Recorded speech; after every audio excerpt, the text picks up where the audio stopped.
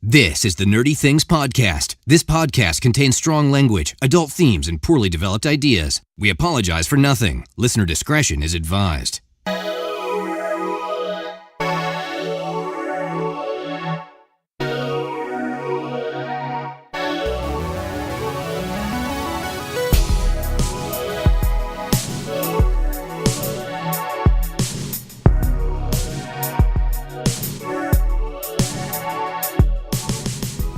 Hello, everyone, and welcome to episode 33 of the Nerdy Things Podcast. This is a very special episode. We are recording together for the first time. Tim and I have been in the same room once or twice before, but we have Jules up from Texas. Hello. Which is our first time meeting him. Yeah, and for the audio listeners, this is a video as well. Yep. I'm pretty sure we're going to release this as audio, but we are talking to a camera, and we're all together for the first time. So check it out. It'll be on our YouTube page. You can link to it through nerdythingspod.com. Be right at the top of the page there. I am Kevin. This is Tim. Oi, bruv. And this is our special guest, Matt. Matt is our bourbon expert. We brought him in because of the main topic this week. Main topic is Kingsman, and Kingsman just happens to have a bourbon associated with it. We thought we'd bring him in to have a little conversation about it. And we are drinking some of that right now as well. 3/4 of us are drinking that right now. At noontime, bruv. Proper time, drinking booze. That's a horrible accent. Dude, I'm full on the bruv bandwagon. I'm all about the bruv. You dig it? Oh, yeah. I'm going full on bruv. I like my God. I'm going to start talking like a statesman. I don't know if I'm going to do like the whole accent, but I definitely think I'm going to pepper bruv into my everyday lingo. I don't think you should. No. Why not? No, I think you definitely should not. If you, we'll run a poll on Twitter or something. Should Tim put bruv into his vocabulary somewhere? We'll put a poll up on Thursday. Yes or no? Probably no. But if you want to go follow us and all that good stuff, at Nerdy Things Pod, at Nerdy Things POD on Facebook, Twitter, and Instagram. That's where all our stuff is. Tim is doing Insta stories now. He was singing on them this morning, so don't miss that. That is a can't miss situation. I apologize in advance for that one. Yeah, so go check out our Twitter, Facebook, and we have Instagram and Insta stories there. nerdythingspod.com is where you can find all of our stuff. Patreon, merch. We're wearing all of our merch right now. On the video, you can see that. We all have our merch. And we have some exclusive hats. If you want to go see our hats that you can't have, maybe not yet. Yeah, maybe not yet. Go check out our Instagram as well. We posted pictures of all that. But nerdythingspod.com, you can become a patron. Help us out. Give me money because I flew here and it's expensive. Yeah, and you can get exclusive content. We're going to be posting a bunch of stuff, probably this video before anybody else sees it. A bunch of other stuff. We're going to be playing a ton of games and all that stuff. So go check it out. Become a patron. Only $1 gets you a ton of stuff. So yeah, nerdythingspod.com. Great. I'm really interested to see how the technical side of this goes. A little off camera. We've got like 4 computers, 2 laptops, Raspberry Pis. No, not going. I don't know what's happening. But how much of this audio gets recorded, I'm super, super interested to see. Craig is going. We have Craig as a backup. Is that right? This is Craig, everybody. Craig. Oh, hey, Craig. Turns out Craig is a robot. I've never seen him. I never knew. Nice. He's like a spider-ish kind of thing. Awesome. Yeah. Well, I think it's time we get into the nerdy news. Nerdy news. And At 6 o'clock. And I'm going to do a sip on that one. All right. Yeah. So, Cheers, very nice. Cheers. We have a neat little list of nerdy news this week. I'd like to kick it off with my favorite geological formation, The Rock. Apparently, Taron Egerton wants him for Kingsman 3. No, please don't. No, why not? Hold on. It's The Rock. I thought you liked The Rock. I love The Rock. Yeah? I love The Rock. The Rock needs to stop getting involved in pre-existing franchises. But he makes them better. He takes them Not over. always. Listen, yeah, he's going to take it over. I don't want him to take over the Kingsman. Why not? Because you got some good dudes. Fast and the Furious Kingsman crossover. Oh my God, yes. I have never wanted that more. There is no way that any of those Fast and Furious guys could drift as well as Eggsy drifted in that one turn. Yeah, we'll get into that later. That's for later. Yeah. No, dude, I just don't want The Rock glomming on to this franchise. I like the guys that are in it. I like the vibe they got. He will change the whole vibe of this thing. His energy is so different from this movie, and I don't want any part of it. Unless he's the villain. If they want to bring him in as the villain, that's the only way I'm on board. That's probably what they might do, but I thought Channing Tatum would have changed the vibe of this movie, the new Kingsman, but he didn't. So I was like kind of okay with it. I think get into why later. Let's talk about that later. Okay, but, cool. I guess I don't know. But yeah, he didn't change a whole lot of stuff, and I think they could probably bring him in. What are the pros of bringing Dwayne in? He brings in an audience, a built-in audience, and he brings in more money. So why not? Yeah, I mean, and he's fucking jacked. Like, you can't beat him. Yeah. Everyone likes looking at him. Everyone. No. Villain. All right, villain. I could definitely get behind villain. Yeah, if he's in the villain role, I'm behind it. But I don't want him being a part of the Statesman. I don't want him becoming a part of the Kingsman, certainly. And I don't want another organization to pop up that The Rock is the head of. Let's kill him off as a villain. I'm fine with that. Okay, well, fine. What about bringing someone else into another property? What about bringing Bryan Cranston into the Uncharted movie? Sure, why not? Nobody cares about the Uncharted movie anyways. Okay, so on the plane over here, I had the option to watch the Assassin's Creed movie, and I chose not to. Big surprise, but I watched 500 Days of Summer again over watching the Assassin's Creed. So, I mean, I don't think video games should cross over. I think only a few of them did that well, and if they want to bring in Bryan Cranston, why not? Just get him in there and have because you don't care. That's where we're going. Because I don't care, and because I want it to be somewhat okay. But Bryan Cranston is amazing. Like, he's Zordon in the Power Rangers. How can you not love that? No, I'm cool. That's what I'm saying. I want to care about the Uncharted franchise, so bring him in. But if they don't, I don't care then. Whatever. No, man, I'm not going to see Uncharted either way. But still, Bryan Cranston. I like Bryan Cranston. Bryan Cranston's fine. Uncharted is like totally not on my radar in any way, shape, or form as a movie. As a matter of fact, I think I'm going to make a sweeping declaration right now. All right. I hope I don't regret this. You're gonna. I don't think there's any good franchises that I really care. So until they make a Zelda movie or TV show, I am done with video game franchises being turned into movies or TV shows. Yeah, a Zelda cartoon. Yeah, which was awesome. Cool. Yeah. Loved it. Oh, okay. Cool. Yeah. We could do an episode on that if you want. Oh, Zelda cartoon. Yeah. Sure. Let's do the Super Mario Super Show. Well, okay. Is it just video games that you don't like being made into movies? Or is it the other way, too? Is it like movies you don't like being made into TV shows? And I could deal with that. That's fine. It's just the whole we've talked about this. The video game turned into movie thing never works. Well, how do you feel about the Underworld movie series becoming a TV show? I want to talk about that, but I just realized I basically just said I won't see the new Tomb Raider movie. Oh. Yeah. Anyways, yeah, I'm fine with that. I'm cool with the whole Underworld going into a TV show thing. That's fine. I don't know if they're bringing back any of the actors from the movies. The headline of the article that I saw on Yahoo yesterday was, "Who's the new Kate Beckinsale?" Yeah. So I would assume no. My assumption would be no, and I don't want that.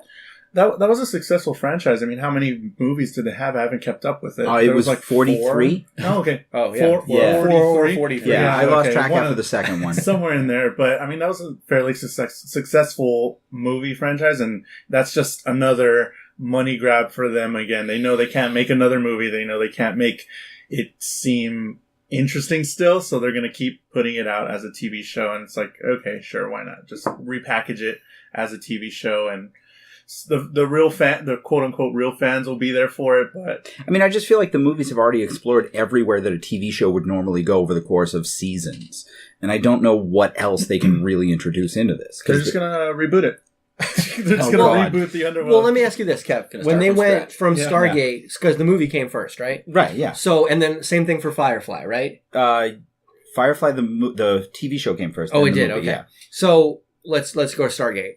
How many of the same actors were in the TV show as were in the movie? 3, and they were all bit characters. Okay. Yeah. And then, so when we went Firefly from TV to movie, how many of the same people? Was it all the same people? All of them. Every one of them. So if you're going from TV to movie, I do kind of get that because you've followed these characters for a number of years. But if it's a movie franchise that's kind of done and you just want to turn it into a TV show, reboot it. Start over. New actors, new storyline, new everything. If you're going to do it, then do it that way. They did that with the Rush Hour movies, and we know how well that went. We're not going to talk about that. But Lethal Weapon was really good. Okay. That was really good, and that's coming. That actually just came back, new season the other day, I believe it was. I got to watch that episode.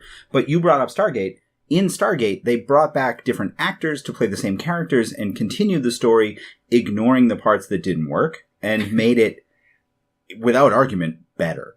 They had 10 seasons of Stargate. They had 5 seasons of Stargate Atlantis, 2 seasons of Stargate Universe. They're bringing back the web series for what about Stargate Sequest Origins. TSV? That's not connected. Oh. They had a cartoon, Stargate Infinity. And we have just released Stargate Command, which is the online streaming service for Stargate. Just released the other day. It is going to be the only way to watch Stargate Origins. If you haven't signed up by now, I'm sorry you're not going to get your t-shirt, but it's $20. It lasts, that $20 is from now until May at least. And it's a really neat thing if you like Stargate. So check that out. StargateCommand.co. But there's a lot going on that I don't know about. Wow. That was a really good transition from movie to TV. I hope that they take a page out of that book for Underworld, because I would see that. Sure. I'm fine with that. All right. I really don't have a strong opinion on how they should do this, but I don't think Kate Beckinsale's doing it. So if she's not in, I'm kind of like, I mean, I lost, but whatever. I lost track of the sequels. I said that. After the second one, I lost track of how many movies there were because I just didn't care. Jules, will you pop open that door for a second? Yeah, Murray's trying to get in. My dog's trying to get in. I think Underworld for me kind of went the same route that Resident Evil movies went for me, because Actually, it's just Jules, leave the door open completely. Okay. I think it just kind of went the same way. Resident Evil with what's her name, and then now Underworld with what's her name. I mean, they just kind of went the same route for me. It's like I get lost in the sequels like Kevin, and it's just like, okay, I'm cool. Just I don't know if I'm going to see it or not, but it's like, sure, why not? I mean, it's rare that I'm really looking forward to a sequel, and especially in a movie that like ends well. And I know we just got the release date of It, the sequel, and the first one ended well. But we're getting September 2019 is the official release date of the It sequel. Matt, did you see the It movie? I have not seen the It yet. Did you see the It? Yeah. The It. Did you see the original one? I have not. No, I'm not a big fan of horror, scary. Have you read it? Because you're a reader. I have not. Okay. No, I need to pick it up and get to it because I've heard such good things about it, but... Matt's nerdy about his own stuff. Like, he's got his own thing. I'm just getting this vision, though, of, like, Matt sitting over here, because some of this stuff that he's into, some of it he's not to. And if you've ever seen the SNL skit that they used to do with the Bee Gees talk show, where Jimmy Fallon plays Barry Gibb, and he, like, leads the whole talk show, and he says outrageous things in the Barry Gibb voice to whoever the guest is. And then Andy's just sitting over there, the younger brother, and he goes, "Andy, do you have any feelings on this?" And he just looks at me and goes, No, don't. I'm just like, let's cut to Matt, and Matt go, No. Listen, I'm here just to drink your bourbon. Nice. And to talk about the bourbon. There you go. When we get to the Kingsman movie, I may have a few things to say. There we go. But I'm just watching how this magic happens. Very cool. Fantastic. Along for this magic And if you want to ride. do the same thing, but in like video or audio form, you can go to patreon.com and give us $10, be a part of the $10 patronage, and you can be there, not live. Well, if you want to fly to us, if you want to fly to them, to these guys here. $10 is all it takes, apparently. We will not let you sleep on Kevin's floor. Yeah, there you go. Like Jules, you have to get a hotel, and we'll meet you at some Starbucks and record there. Yeah, sure. But yeah, if you want to pay $10 and fly here, that's fine with us. Become a Like, patron. cool, whatever. Sure, or you just pay $10 and the price of a flight and donate it directly to Jules, who already flew here, and then his flight will be paid for. Did you drink mine and yours? No. C-3PO is still leaking. So the It movie, they got a release date, September 2019. Yep. And that's a little far out from where I was hoping it would be, maybe late 2018, but why are they announcing this right now? I mean, it's part of the hype, I get it. It is. That's exactly it. It's the hype. But why are they putting it such a long date on? I mean, if it was so far ahead, I really wouldn't announce that. There's no script.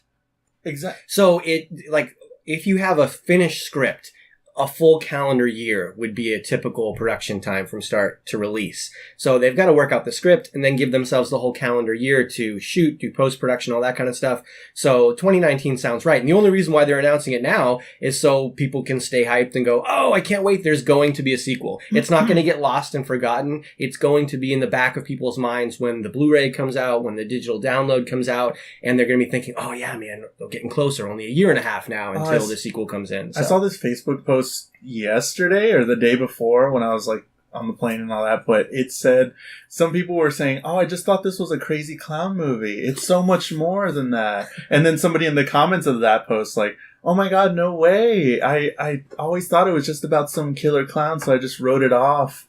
And it's so much, oh my god, it's so good. And it's like, yes, Jesus Christ, these people, it's so good. Like, the story and all that. So there are stupid people left in the world. Yes. Great. That's fantastic. Yeah, Well, we've known that for a long time. you know, the hype, it's only 2 years between now and Avatar, and but it's 10 years in between Avatar and the Avatar sequels, which apparently are finally starting production, and the sequels, 4 or 5, how many of them? 4 or 5 of them? I think it's 4. Have a combined 10. total budget of north of $1 billion.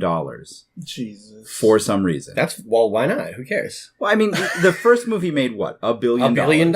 Okay, that's fine. But that wasn't $1 billion in pure profit. No, but that was also, what did we say, 10 years ago? So movie tickets are 30% higher price. Yeah. There's more IMAX screens now. So if the new movie came out now, it would be like $1.5 billion. And we're talking about 4 of them. So they could potentially make 6, in their mind, whether it's right or wrong, I don't know. They could potentially make $6 or $7 billion off this. So $1 billion budget? Sure. All right, but that's $250 million per movie. What was their budget for the first Avatar movie? I don't even know. That you need to look at. Yeah. Because it may be similar, it might be a it little less, probably it might was. be more. You don't know. Yeah. No, that's not bad. A bad way to look at it.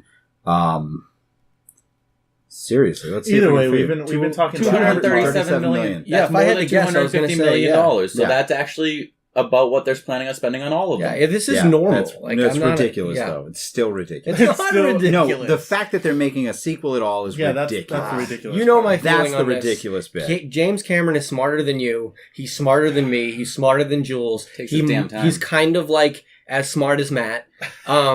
So Cheers. that means we need to defer until he fails because he rarely does. Please let Avatar 2 fail. No, I want it to be No, awesome. no. I loved the first I'm one. over it I now. want it to be good. I'd love for it to be better than the first one. I mean, it's not tough, but I have high hopes, I guess. The story on the first one wasn't spectacular, but the acting and action was good, and the effects were revolutionary for their time. So if we can see some new revolutionary effects and a mediocre story with good actors playing good parts, I'm down for that. I'll see 3-4 more of those, whatever. For only $1 billion. Right? There you go. So, I got a question for you. Is Sylvester Stallone a good actor? Yes. Yeah. Okay. Because he is apparently working on Escape Plan 3. I don't know if you saw Escape Plan 1. Maybe I saw Escape Plan 2, but I think I missed Escape one. Plan 2 isn't out yet. Oh, yeah. No, I didn't see it then.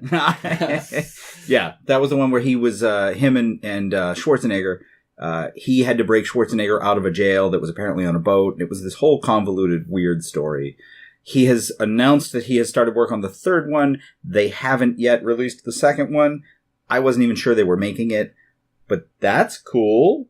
They're going to skip right to 3. And then make 2 a prequel. Right? but There you go. It's like the somehow- iPhone skipping the 9. They're Yeah, just going to there go you right to the 10. Also, speaking of Escape that, Plan I X. saw an article yesterday where they were talking about the plans for next year's iPhone 9.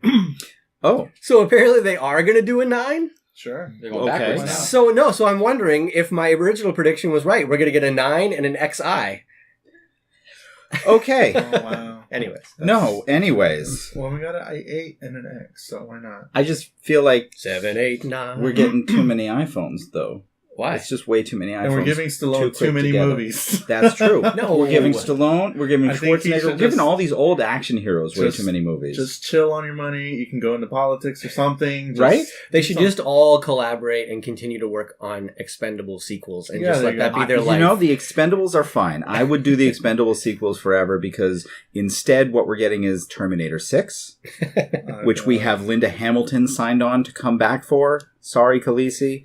Does she count as an old action hero? She does, Is it? yeah. Can you say that about a guy but not as a woman? Is that a sexist statement? Like, Oh, no, how she's does an that old work? action hero. Okay, She was cool. amazing. Old In Terminator action 2, she was hero. badass. That's a new movie idea. Old action hero.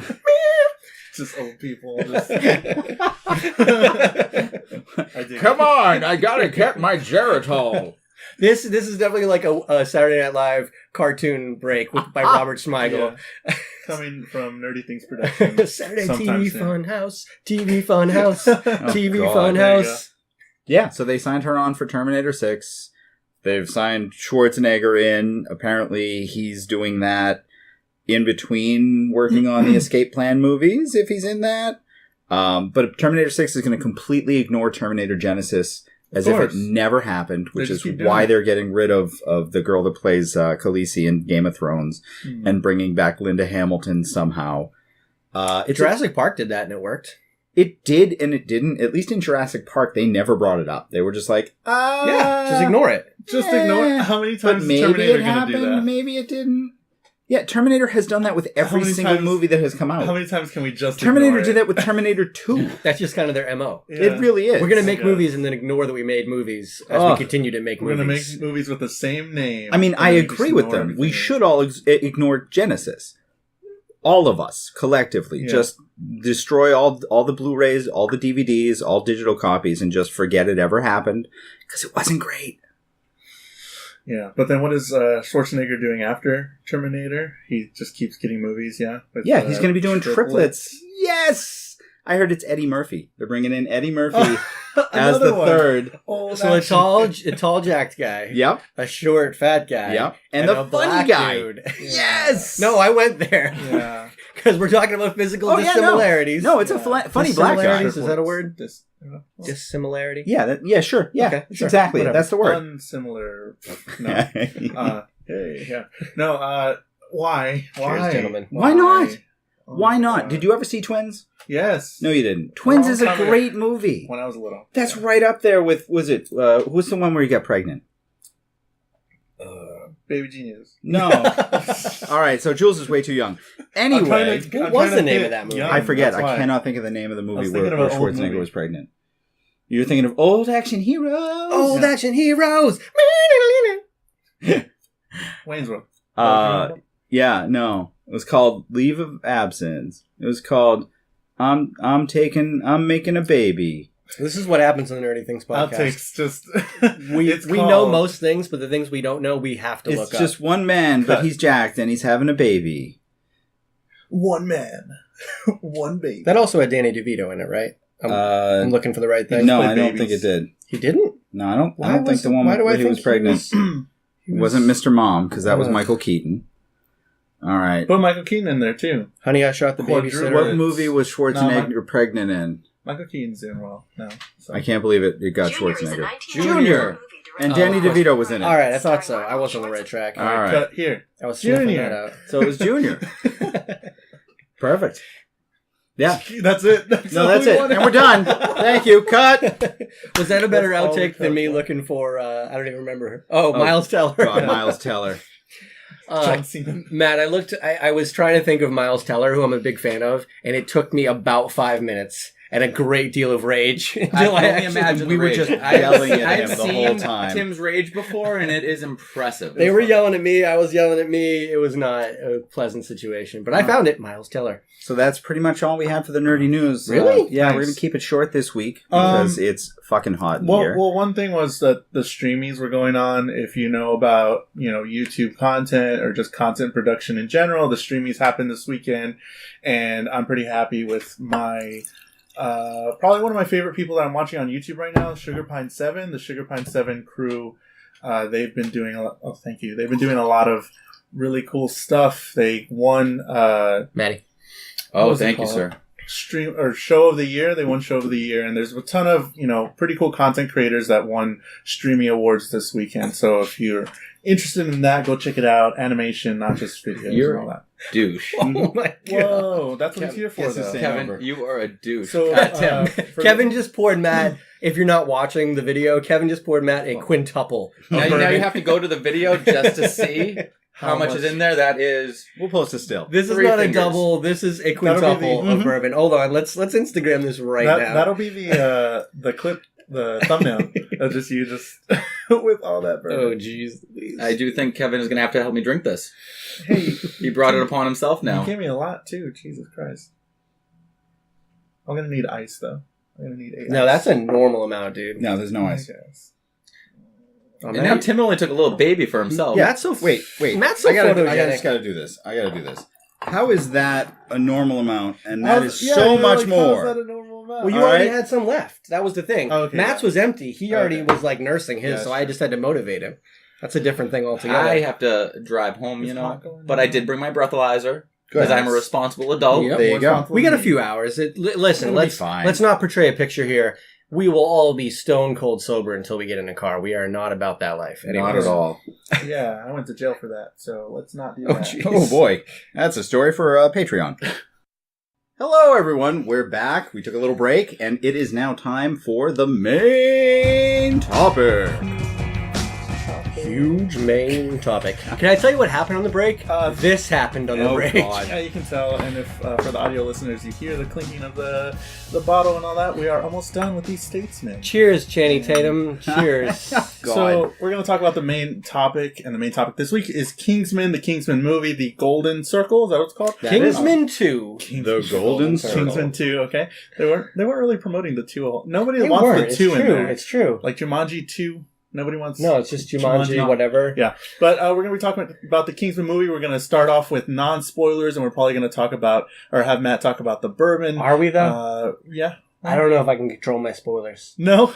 All right. We'll okay. I'm in a position right now where I don't know if I can control my spoilers. Okay, cool. We're going to try and not do too many spoilers for our video and audio listeners, but if you haven't gone to see it yet, go ahead and go see that. You should have seen it by now, though. I almost posted a spoiler on our Insta story last night.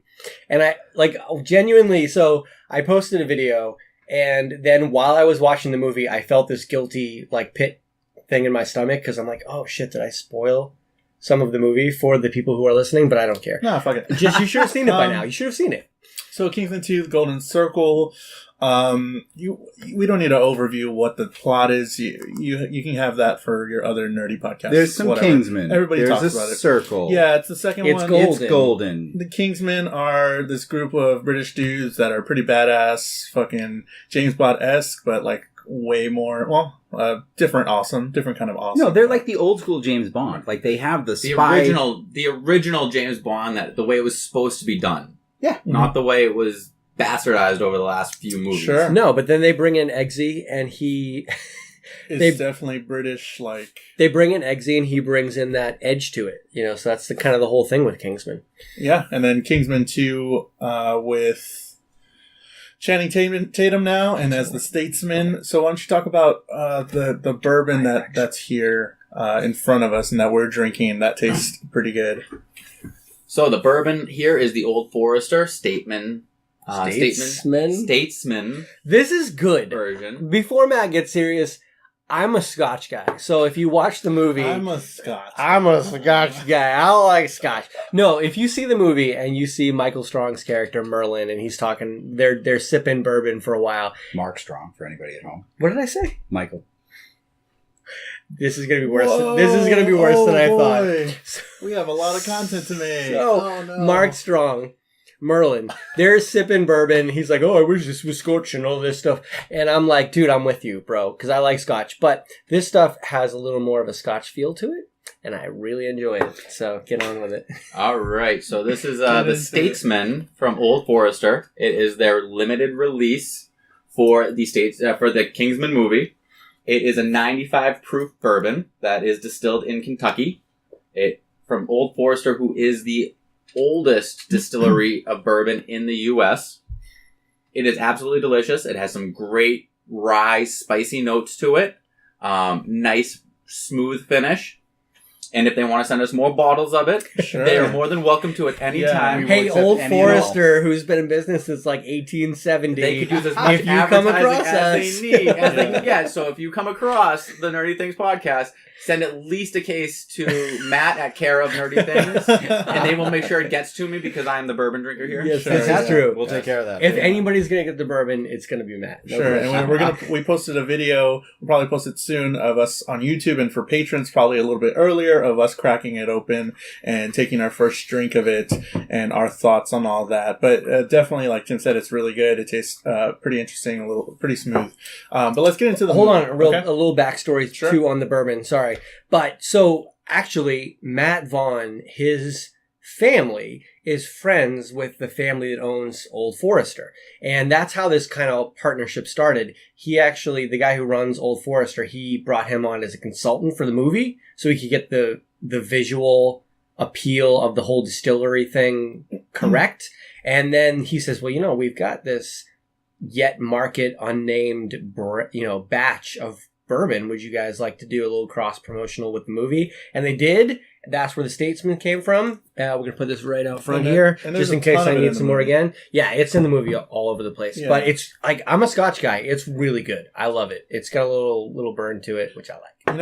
I didn't think they were... I watched the promo of it. They're like, we're going to unleash the Statesman bourbon and all this stuff. It's going to be integral into this whole, movie that's coming out, the Kingsman 2. And I was already excited for Kingsman. I was like, okay, cool. How are they going to make this a big part of the movie? And it actually is just a pivotal, point in where they come to the United States and they figure out, there's this whole thing about the Statesman and all that, story. But they really did a really good job of promoting this in the movie. And it makes it look really good. And I'm glad that I got to try it, and it's pretty awesome. So let's talk about the movie. It goes from, the whole British and the Kingsman style that we already know from the first Kingsman, and then it kind of goes in a different direction because everything is destroyed and they have to figure out a way to find out what's happening or how they killed who's behind all this stuff, all that good stuff, all the plot points and all that. And then they go to the United States and find these statesmen with Channing Tatum and all that, Halle Berry and all that, and they figure out a bunch of stuff, story. It's really good. Hold on. No. I hate when podcasts, if I already saw the movie, I hate when podcasts are like, and then this happened. So guys, I'm like, I already know that, dude. So guys, we're being spoilery. Yeah, we're done. Spoilers now. If you haven't seen the Kingsman, we can't not spoil this. No. If you haven't seen the Kingsman, nothing more to this movie except for spoilers. Right? So if you haven't seen the Kingsman, stop at the nerdy news, go back, 15 seconds. Why? And get back to the nerdy news. See the movie, come talk to us, because this movie... Anyways, go ahead. So why was this movie a good movie for you? Let's start off with the good, and then we'll go into the bad, and then give our full idea on the movie. So why was this a good movie to you? I had the privilege of watching it in the same place that y'all watch movies. The seventh best IMAX theater in the country. Fourth in North America. I thought we decided. IMAX in the United States, and it was ridiculous, and I suggest to come over here. This, if anything, the plane ticket was worth that. Just watching Kingsman in that theater, and I was like, "Holy crap!" This is $350 to see Kingsman in this movie. Right? So we better get at least a bottle of this fucking Statesman. But yeah, I mean, for me, what was good about it, and what I really enjoyed about this movie is that it kept a lot of. It was right in line with Kingsman and the sort of style that they had in the first one. It was over the top, but still, pseudo believable. If you can do in the same way that Fast and the Furious is quote unquote believable. And it was over the top. It was really interesting. The fight scenes, of course, use that kind of camera style that was so beautiful to watch and really out there that not a lot of people use all the time.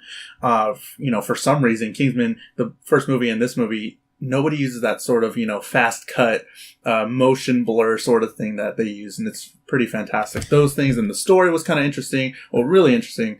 And those are just some of the points that I really enjoyed from that movie. What do you think? It was cool for me, the action sequences. One of the things I liked about the first one, don't laugh at me. No. One of the things I liked about the first one, and they kept with this one, is the action sequences have this really cool kind of mesh between, they almost speed things up to some degree and then they slow it down, which is kind of like how I feel right now. And but genuinely, they balance that really well. That could be something that could be a total disaster. I know we did this with The Matrix it was almost 20 years ago now, where they slow mode and Neo is like, yeah, but that was new at the time, and this is a great way to show that it's still viable. They did a great job with it because they slow it down exactly when they need to, and they speed it right back up.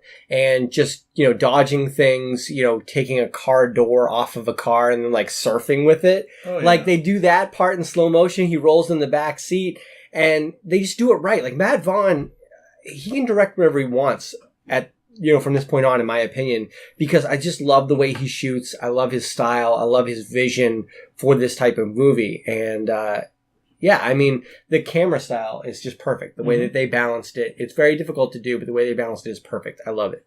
No, I agree. I think that all of the action scenes were just, like, they flowed one right into another. It had enough humor to relieve that tension, and it was really, down to earth. A lot of the humor was just perfect and showed that the characters were people and played off of that very well. And I think that the whole movie, for the most part, came together to really show people more than anything else. Matt, what did you think? I liked the movie. I think that they did a good job with the action scenes. I think they were shot well. I don't think it lived up to some of the amazing parts that they did in the first movie. Okay. Because the first movie, I think they just blew it out of the water, and it's almost impossible to live up to. Mm-hmm. But I think the storyline was great. I had a lot of fun watching basically the development of Galahad coming back. Galahad coming back from his amnesia, I guess you could say. Yeah. And I think that was a very interesting little twist that they threw in there, having somebody a little mentally unstable on the good guy side. I thought that was great. I thought that was amazing when he shot Whiskey in the head, and they leave you with not knowing. And I'm sitting there and I'm going, I know movies. I've seen a movie before.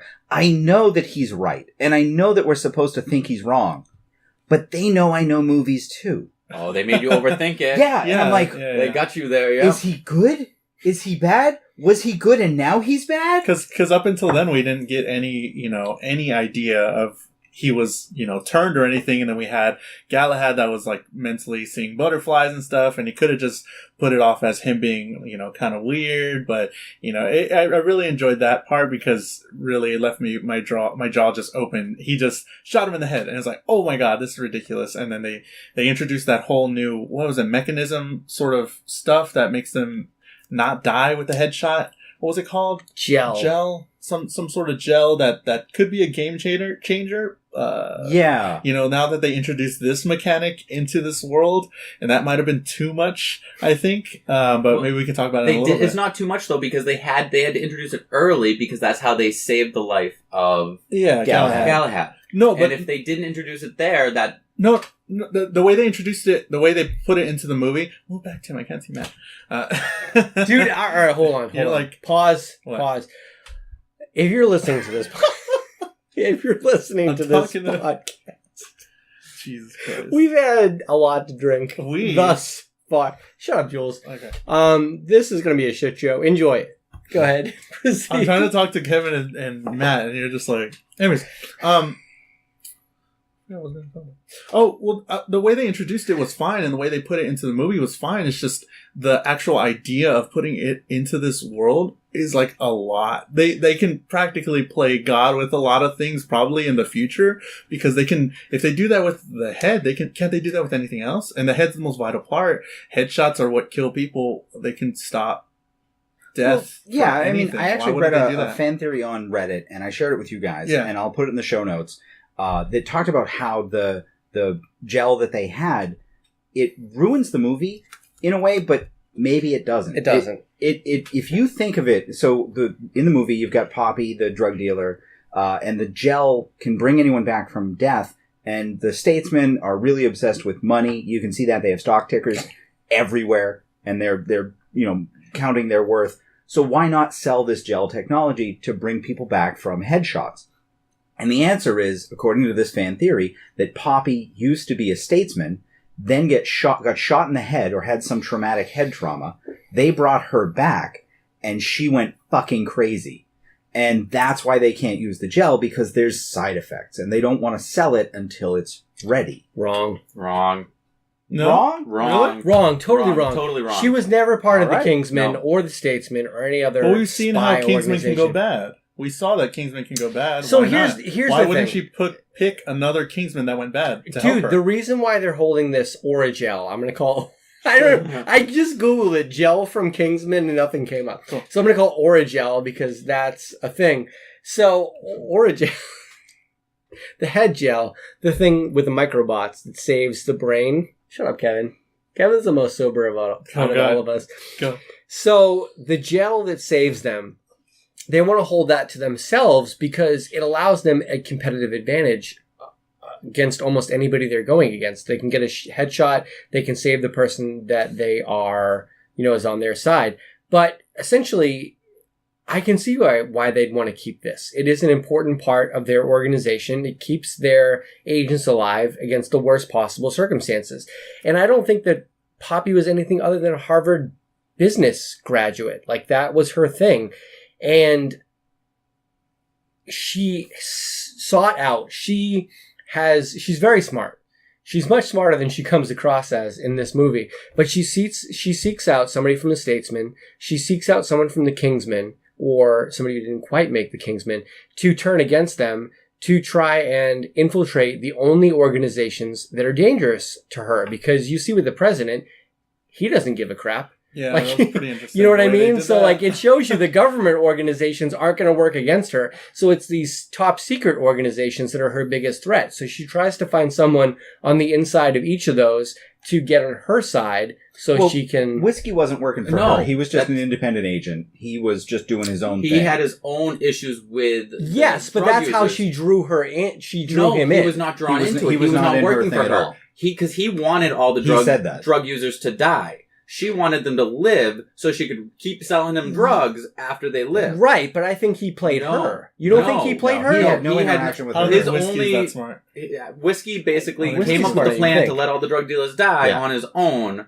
He revealed that in the end when they were like, "You were working for her," and he was like, "No, I just want them all to die. It's all about the money for." But I'm gonna need that laptop now. But he knew something about this plan. No, he didn't. He knew he had to get there in the Silver Fox, right? Was it Silver Pony? Silver Pony. Stop. But he had already decided that because that's after he had been shot in the head and knocked the antidote out of Galahad's hands. He knocked the antidote out of Galahad's hands on purpose. As older Galahad said before shooting him. And then got shot in the head for it. He just didn't want the antidote to get in the hands of someone who could replicate it. Exactly. He knew the president wasn't going to play ball. Well, did we get the president's name in this? He was an older guy, big red tie.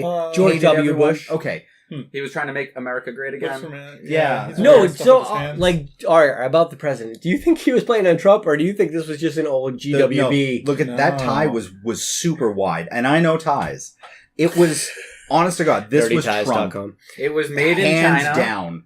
For the Trump collection. It's funny because of course it was a play. This guy has played the president before. Like I got times, and he was born in Canada. He's a Canadian citizen, and he has played the president that 4 was times. some stuff. Wow. You know that? But I think he was genuinely a GWB type. No question about it. The Southern accent, the whole every guy kind of thing. You know, he was going for the quintessential Republican with a little bit of Trump on top of that. Yeah, there you go. That's exactly what. So you really don't think Whiskey had any interaction with Poppy? I'm sorry, I'll prove it to you later. Okay.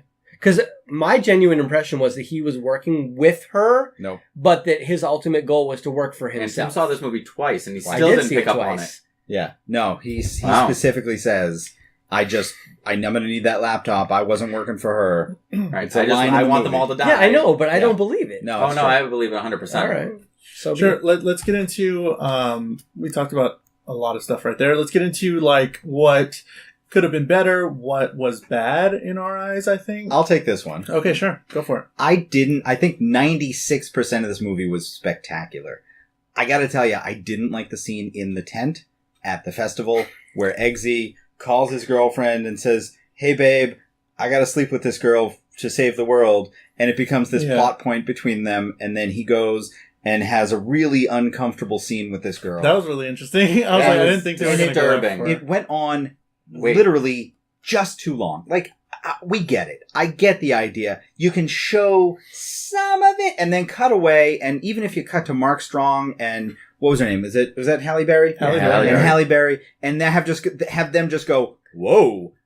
Fine. It does the exact same thing. We get the exact same scene. It's just as controversial. And you don't have to show me this weird scene of the camera entering someone. Thanks, though. The only bad camera angle in the entire movie was that scene. Was it when they went into her? Yeah. But we talked about this. You and me, Matt. Yeah. So it's the place that James Bond won't go. Right? Like, James Bond always plays around the I get the woman angle, but It doesn't quite go that far. So obviously the Kingsman is a parody. It's got to go a little bit farther, and the next step is but James Bond also never calls his girlfriend and says, "I'm going to sleep with somebody else." Right. At least James Bond then gets all upset when she gets mad at him. He didn't get upset. I think that was... He got all upset when she hung up and wouldn't call back. Well, he got upset from not a mad standpoint. He wasn't mad at her. He got it. Like, he's like, shit, I messed up. If anything, that shows how good Eggsy is as a person. Right, I agree. And I think that's character development for him. I mean, he shouldn't have asked, and by that I mean he shouldn't have been in that situation. But then she said, yes, if you marry me, and he didn't say, I'll marry you. He backed out on that. Yeah. Chicken shit. I know. Marriage is amazing. No, in his defense, the Kingsman should not have personal relationships. He was already breaking the rules having a girlfriend, and so I kind of get that. But then the older gal had said, gave the whole reason why, like when he was like, when I died, and nothing flashed before my eyes, and I have nothing to live for, so why not? Sure, have something more than I have. He is Darth Vader. Plus, honestly, they needed that to progress the plot forward because it gave a reason for her to go home and smoke dope to forget pretty about. Much, right? It was really a progression to bring her to the point where she's going to need to be saved, which is really going to drive Eggsy to go that extra mile. So then in turn, that scene was important, I guess. There was a couple of things. But that's my point, is they can do everything about that scene. Oh, except seeing it. You just didn't like seeing it. Just 3 seconds earlier, and it's the exact same effect. Kevin had... Right. But when it's edited for TV, no one will ever see that shot, and no one will know it's missing. Kevin had an issue with the camera angle. That was pretty much it. And listen, I'm not like, I don't need to go up to a woman's vagina with the camera. Like, I don't need that. But I get it. It's like James Bond won't go that far. And this is so you think it's pushing the boundaries a little bit further than what James Bond would do. I think that's intentionally what they did. Exactly. But to your point, like, it was a plot development thing. He needed to do this so that there would be that tension between her. She would leave. He would have this internal struggle. He would then get the extra motivation to go do what he needed to do, save the world. Yeah, no. And every aspect of it in that way is necessary for the story that they wanted to tell. That's fine. My point is they didn't have to show it the way they showed it. Right. There was a very That's what makes it different. Easy way of giving the same impressions. There we go. Sure. No, I agree with you, Kevin. But the one thing is, I like... The Americans kicked the ass of the British a lot in this movie. Yeah. Am I right? Yeah. Okay. Oh, yeah. And the one thing the British was able to do was seduce the girl. So at least give the Kingsman one thing. Channing Tatum was on ice at that point. That's true. Yes. If Channing Tatum was on ice, he would have just been like, dude, let's do this. Yeah, he would have Magic Mike'd her, all right? Let's talk about that for a second. Why did he G.I. Joe this movie? Why did he show up for 5 minutes and then disappear? He had a really good fight scene. He had a good paycheck. He had a good fight scene. He did have a good fight scene. Straight up, introduction. He had a good fight scene. I liked the weird dancing in the swimsuit that I think he stole from that Steve Carell wrestling movie that he was in. That was good. But that was about it. Are they holding him over for Kingsman 3? He had a scheduling big conflict. time. It was actually a scheduling conflict between this and Logan Lucky. So he had to choose between the two. And he chose Logan Lucky because shooting on this went long, and it was a whole thing. And they still want him so bad, they kept him in. Yeah, they're going to put him into the third one. Exactly. They're going to have him go against The Rock, who's going to be the villain in that one. We're calling it now. I really want Samuel L. Jackson back. Heard it first on Everything's right? I'm sorry, can Samuel L. Jackson just have a twin brother to come back for the third one? Because honestly, with no lisp. No lisp. Exactly. Yeah, and honestly, he is one of the best villain ever. He was good. He blew Poppy out of the water. Yeah. We'll get into Poppy. I think Poppy was actually really good. But Kevin, you talked about Logan Lucky. Give us your thoughts on Logan Lucky and Channing Tatum. So I think that Channing Tatum was recruited out of Logan Lucky because I think the Statesman saw him plan this heist and were like, we need someone like that on our team. Because this movie opens with the song that his daughter was singing in Logan Lucky. That's your connection right there. Wow. Country Statesman Road. approached him and they were like, boom, we need to bring you in. That's why he's got the stupid tequila nickname, because he is the last agent they brought in and they are out of names. I'm calling it now. They're in the same universe. So this was a total marketing ploy. That's your real opinion, is that they had this whole thing lined up and they're like, we need Channing Tatum.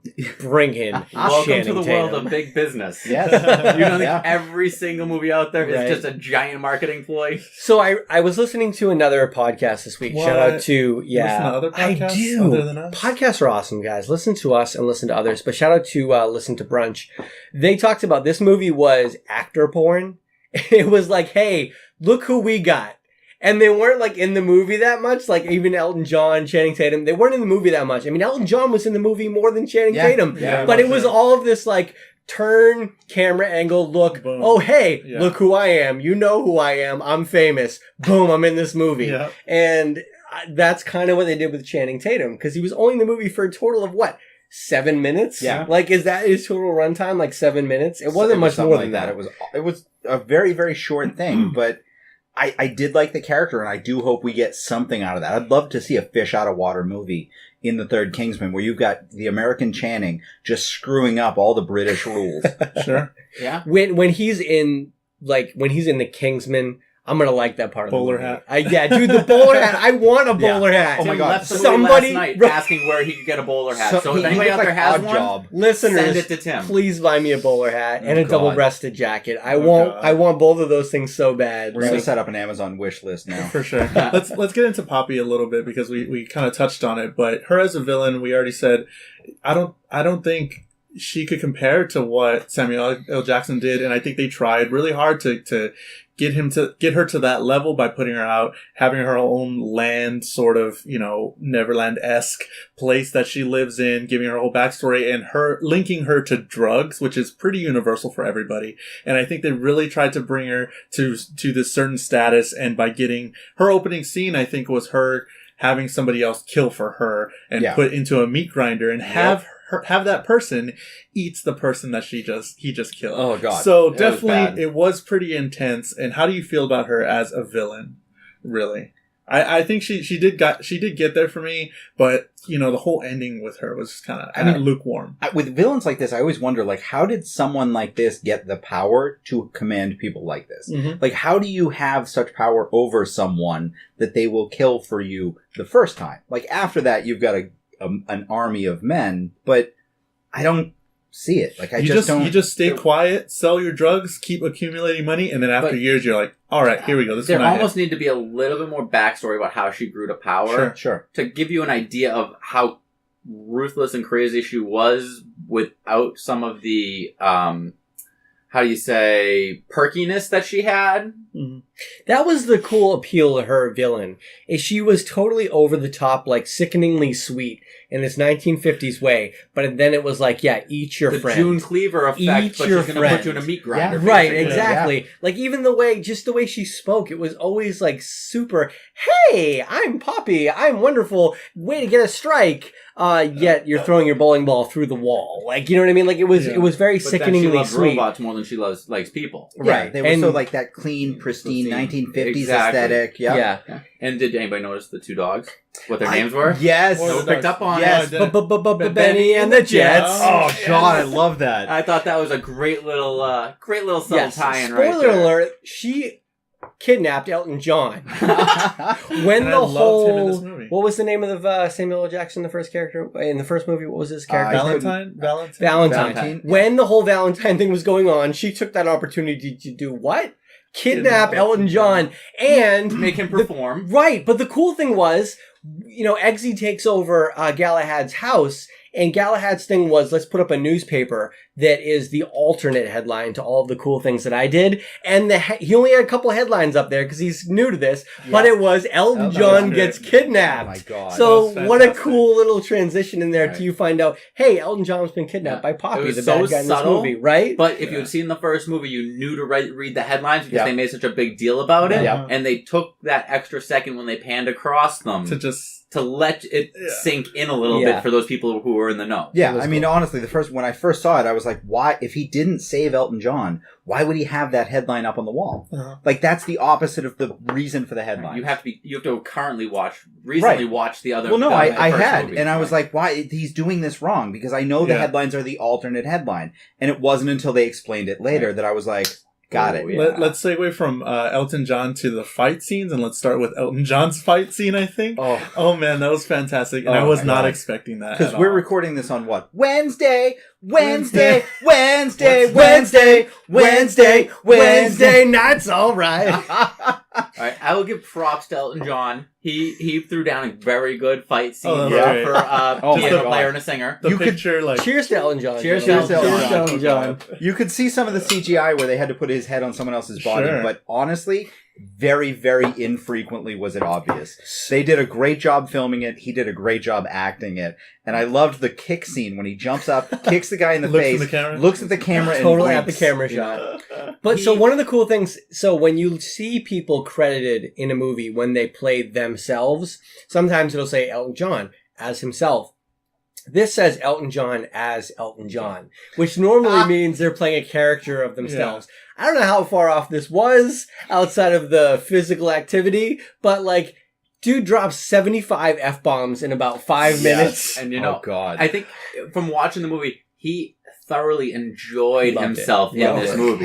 He had a blast doing it. And this is like the first movie he's done since like the 70s. Right? God. When she's doing that commercial and he's the last one and they give him the serum, what the fuck? Get the fuck out of my room! He plays this hardcore like bitch so well. And that's the part that I'm not sure that's that far off from the real Elton John, but when he starts kicking ass and he just dude, it's so good. His fighting scene, and then let's get into some of the other bigger ones, the big fight scenes. I know, Matt, you have some strong opinions, and we'll get to that one, but for me, I really enjoyed seeing both Galahads work together. That was like something that you didn't get in the first movie, and really, it's something that I really didn't know I wanted, and when I saw them bust open into Poppyland, or whatever it was called, and them just, with younger Galahad, or Eggsy, just like, going with the Gatling gun in the briefcase, and then he had the umbrella, and that was just something I really wanted, and I really enjoyed seeing that happen. It was fantastic. But let's start off with like the very opening scene of the movie is really kind of designed to show you how far Eggsy's come. He's come from this guy from the streets who has these parkour skills, who's obviously very intelligent, to, dude, I've got this Kingsman stuff on lock. You know what I mean? Like, I know all of what we're capable of. I know all of what I'm supposed to do. He's following the rules. He does some of the parkour stuff, but he fights like a Kingsman. And it also shows you some of the tech that they have. Because he's fighting a guy with a robotic arm. But there's all these things that they have that they're capable of just going beyond what anybody else can do. And on top of that, which we got a taste in the first movie, his driving skills have gotten so much better. Yeah. There's one where, dude, he drifts around like a freaking roundabout. It's like a 30-second drift. And he goes all the way around this turn, and it is, take anything the Fast and the Furious movies have done, Furious. Fast and the Furious. If anybody's seen New Girl, that movie Furry with the furry. But anyways, he just drifts. He can take any of those Fast and the Furious guys on at any time with that drift scene. It's pretty cool, but then he jumps on the pile of shit. They did a really good job with that opening scene to suck you in and get you wanting to know what's going to happen next. Yeah. Sure. Which, they did that with the first movie to some extent, but the second movie, they really took it to the next level. Because, they already knew that you saw this first one, you already knew what the movie was about, and then they brought you back in, and it's like, I'm in this world again. I like that they didn't spend a lot of time re-explaining all of it. Right. They were just like, here's the world. If you haven't seen the first movie, it's spies, you'll get it. It's fine. And they catch you up as the movie goes on with little bits of it to explain it for the people that didn't see the first one, which I did like. They catch you up, but basically they shot this movie assuming you've seen the first one. Oh yeah. And I like that because they're just saying we're not trying to expand our audience. We're trying to do service to the people who already like our movies. So if you've seen the first one, come see this. You're going to love it. And if you haven't seen the first one, go see it and then come see this because it's awesome. So Matt, you had some opinions about how you didn't really... I liked the movie, but I think they almost made it impossible to live up to the first Kingsman. Mm-hmm. The two major scenes in the first Kingsman, one being in the church with Galahad, and the other being the ending sequence where Valentine's followers' heads blow up. I don't think anybody could ever recreate those or recreate scenes to that extent in the second go-around of the movie. Just because... the church was so amazingly choreographed. Yeah, for sure. And it was such a kind of deep and dark moment having the one of the heroes of the film become the guy that kills everyone.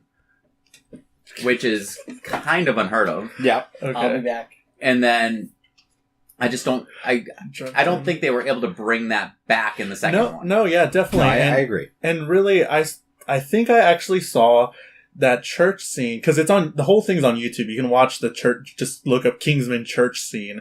And really, I think I saw the church scene before I watched the Kingsman. Before I even knew what the Kingsman was about. Somebody was like, oh my God, have you seen this so-and-so, whatever? I'm like, no, what is this? And I watched the church scene. I was like, holy shit, this is something I've never seen before. Just, you can take it out of context and it just be like a crazy fight scene. And it was something, the fast motion, the way they do all the movement and all that stuff was something I've never seen before really done that way and in such a confined space as a church. And it was really interesting. So yeah, definitely I agree that they couldn't top that, I don't think. See, I think they could have. I think that they could have had a scene where... Did they? No, they could have topped it, but they didn't. I think they could have had a scene where Poppy was like, hey, I have one vial of the cure. I will give it to the survivor of whatever, and just have a battle royale between infected people at one of the stadiums or somewhere else. Maybe she could show up somewhere where she knows there's a bunch of people, or send one of her drones in and have that happen. You could have engineered a scenario where this would have happened, and it could have been grander in scale than the church scene in the first one. But it would have had the same effect. Because the church scene was generally engineered to be in there somehow. It's like, let me test this, sort of thing out, and it's like, oh, it's a random church, here it is, but the scene goes on and it's fucking amazing. So I guess they could have... For Poppy's end, it would have just been to show you how much of a sociopath she really was. 100%. And to add a little more darkness to her. Yeah. Because she would have enjoyed watching it. Dual purposes. Exactly. No, I like that. I think we saw the darkness already in her first scene enough to where she grinded somebody else. She did make someone eat her it wasn't friend. Mass casualty. Or his friend. That's the biggest difference. Okay. Mass casualty is a big difference between a single bad guy that ticked her off and who's getting his head ground in a meat grinder. Yeah, we don't know his value. We don't know whether he was a mass murderer himself. He was definitely a bad dude, so we're having a bad dude being killed by another bad dude. Did he park in her parking space? Is that why he got ground up? That's probably what they it didn't was. give us any background as to why he was being killed, though. He my messed helicopter up. spot. Exactly. But there's two things with that church scene. One is that it's the bad guy who delivers all of the bloodbath, right? Yeah. But the other thing is just the gratuitous bloodbath.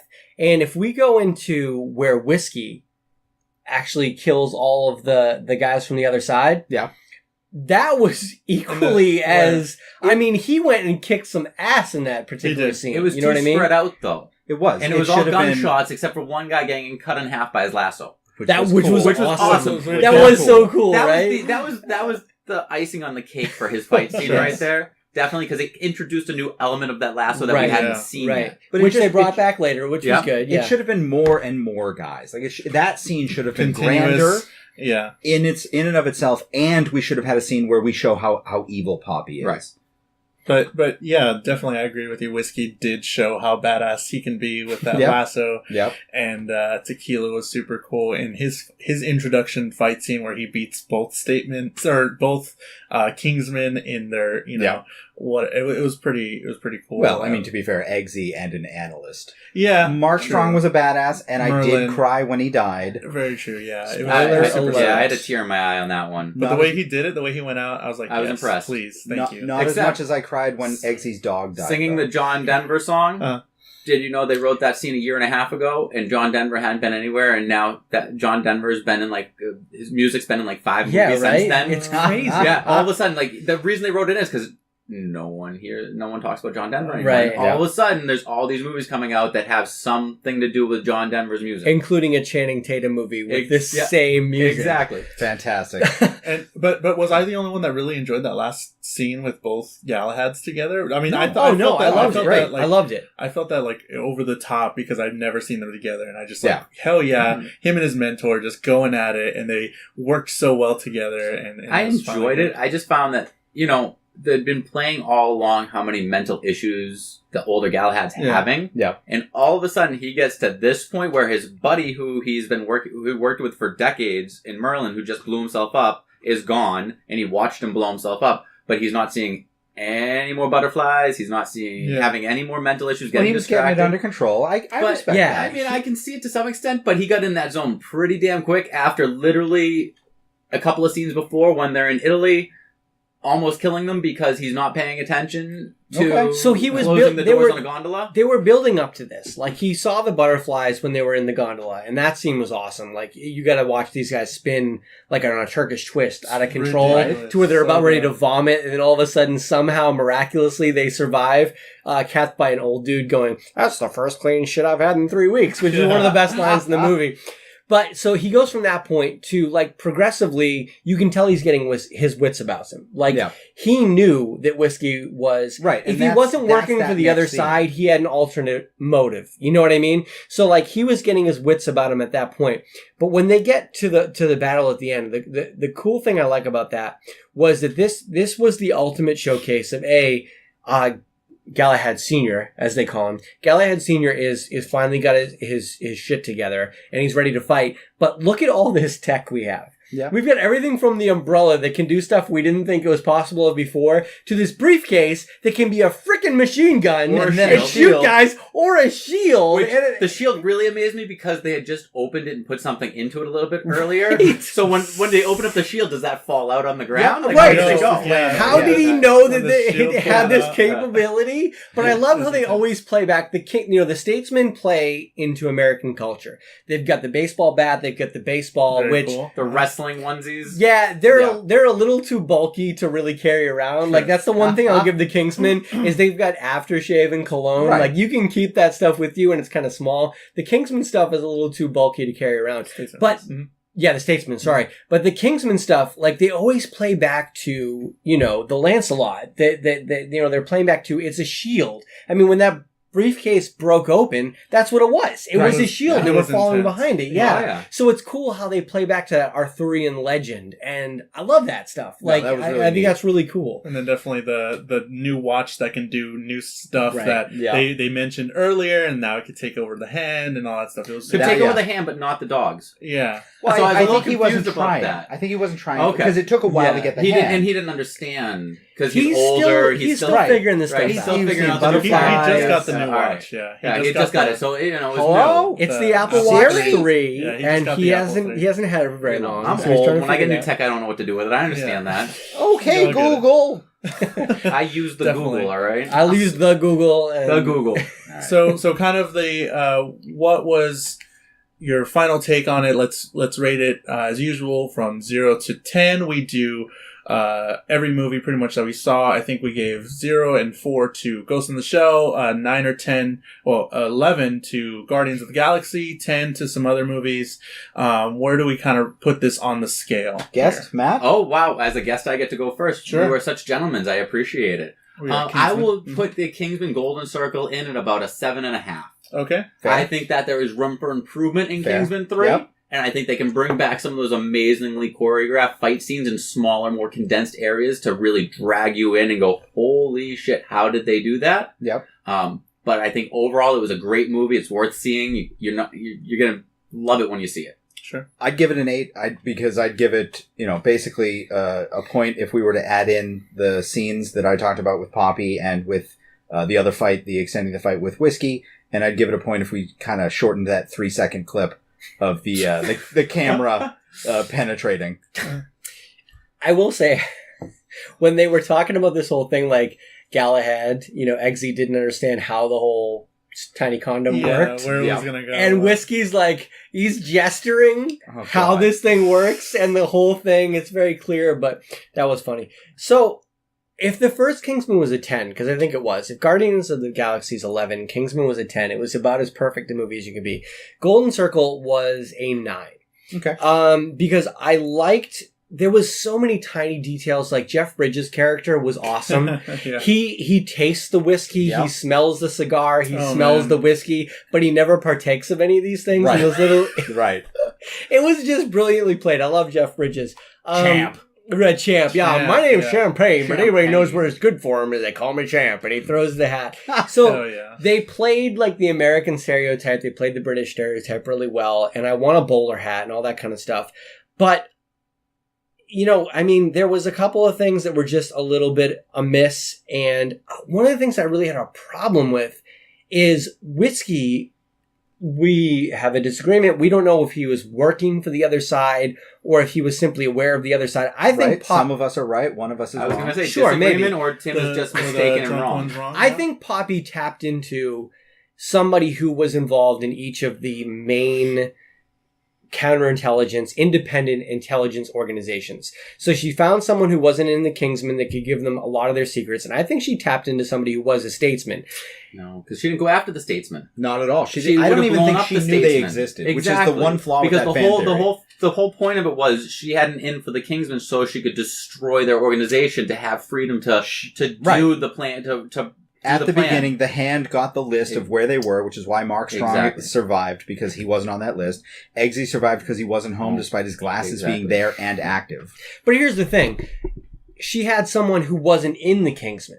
She had someone who was simply aware of the Kingsman. She had someone in the Statesman. Right, but why that's my opinion. He was in New York. She could have destroyed the distillery. She could have destroyed the outlying posts. Because she could have still used, or he could have still used all their resources. She had, but anyways, $250 billion in profit a year. She could get her own resources. He had a motivation. Maybe that was his agreement with her. I don't know. But he had a motivation. To save this argument. Maybe. Yeah. I mean, maybe. Tim does not like losing. No, I don't like this argument. So Tim, you're 100% right. But hold on. Yes, Tim's 100% right.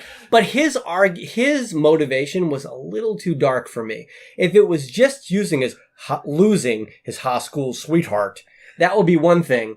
But he lost his high school sweetheart, who was pregnant with their baby boy. Wow. Yeah, okay. That's one step too far. Lethal Weapon right there. That's the whole setup for Lethal Weapon. Okay, and I might think Lethal Weapon is too far. If you're just going to kill his girlfriend, that's one thing. But when you kill the girlfriend and the baby... Stop, but that wasn't his only motivation. That was his singular greatest motivation. But he also talked about how, do you know what the shares a statesman would go to if there's no illegal drugs? Sure, that's the secondary thing. He's like, he mentioned that first. He mentioned that first, actually. He did. So if you're going by order of importance... Right. Good call. But I think at this point, he's at a point in his life where he's like, I've lost everything that's important to me. Let me just get that money. Sure. But the whole losing the baby part, that was one step too far for me. But so with that aside, it was awesome. I enjoyed the action. I enjoyed the story. I don't care what Poppy's motivation was. She was way over the top, just like Samuel L. Jackson was in the first movie. Like, this is James Bond on steroids. You don't need to be critical about it. It was just great action, great characters, great acting, and I loved it. I thought it was awesome. I definitely am going to say it's a 9 as well for me, because everything's already been said. It is over the top. I likened it to Fast and the Furious, the way it is over the top, and once you're okay with that, you're definitely in for a ride. Just like going through the Kingsman, finding out these statesmen, these people, and this whole, universe, or actually just lives in this, this whole thing of secret service people, and it's really just a fun time all the way through, and I think it is about a 9 for me. And I loved all the stuff. Everybody's been there at the festivals, right? All y'all have that experience. The one thing we didn't talk about was the wedding. The wedding. Come on, Eggsy becomes a prince at the end of it. He marries. And this sets up really well for the third movie. This sets up a ton of things that could happen. So much going on. Don't forget, he is now part of a royal family. Yeah, you've got the new whiskey in Halle Berry. You've got Channing Tatum in England. Yes. You've got Eggsy as a prince. Like, everyone here. A rebuilt Kingsman tailor shop and a distillery. And one thing that I think a lot of people missed is when Mark Strong's character, when Merlin is making the decision to give his life for this cause, Galahad Sr. says, our journey started with my mistake. What is that? We don't know what that is. Yes, we do. Galahad Sr.? Yeah. Wasn't his mistake the journey that started with Eggsy's dad? Eggsy's dad, but this was between him and Merlin. So my guess is that something happened during their training that caused Galahad to go on and Merlin to not. And Merlin was recognized as a top recruit who didn't quite make it. So you think that they were almost using it as a double thing where it could make people think they're talking about Eggsy's, but there's something else There's some backstory there that we don't know about. I'm really interested to find out what that is. Do you think Merlin's going to come back somehow? I don't think Merlin's going to come back. No, because he got blown to shit. I think we'll get more of his story. We don't know about the tech they had. What if he had the explosion-proof suit? I hope not. That was the one person I thought all the body parts. I was going to say, listen, they can heal bullet wounds to the head. Why can't they put a guy back together after you've been blown up? Yeah, sure. Just take all the bits and put them back together. Exactly. I use the English word, bruv. bits. Bits. We'll take the bits and put them back together. He uploaded his consciousness to the Kingsman computer now. So he's going to be a droid. Okay, exactly. But genuinely, like, Roxy is the one character who I could see then being Galahad in the next one, coming back, because they seemed like they were building her up, and then all of a sudden, she's gone. Yeah, you know what I mean? She was running the tech for That started his motivation. It was the biggest motivation he had because he was the closest person to him in the Kingsman. Yeah, no question about it. Yeah. But it did look like they were almost making it up that she could have survived the blast with the way she started moving before it got there. Yes. Yeah. So I think Roxy will be the surprise reveal in the third one, along with The Rock as the villain. Definitely. So you heard it first here on NerdyThingsPod.com. Definitely see the movie if you haven't, though I'm not sure why you're listening to this. Sure, yeah. So you heard our thoughts. You saw our thoughts live here for the first time on video, and we want to know your thoughts. Let us know on Twitter, Facebook, or Instagram at NerdyThingsPod, at NerdyThingsPod, or you can email us, nerdythingspod@gmail.com. Email us your thoughts. We've been receiving some very long emails, and that's pretty cool, starting discussions with some of our favorite listeners. William. So, yeah, let us know, talk to us, and leave us a review on iTunes, Google Play, and all that stuff. Go like us, share the podcast with your friends, share us with your brother, sister, mom, whatever, anybody that likes nerdy stuff. And if you already listened to this podcast, if you already listened to this episode, go back and listen to old episodes, because some of them are pretty cool. We did a holiday episode about holiday video games last week, and if you're watching this, go check it out. We haven't done many videos. We're probably going to do more videos soon. NerdyThingsPod.com is where you can go get our merch.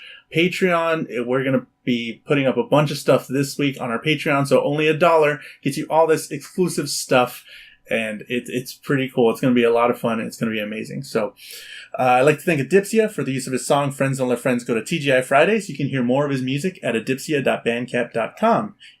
He also just released a new album called Imbue. I'd also like to thank the bell curve for the music we use under the main topic. If we use that, but still thanks to the bell curve. Yeah. So that's it.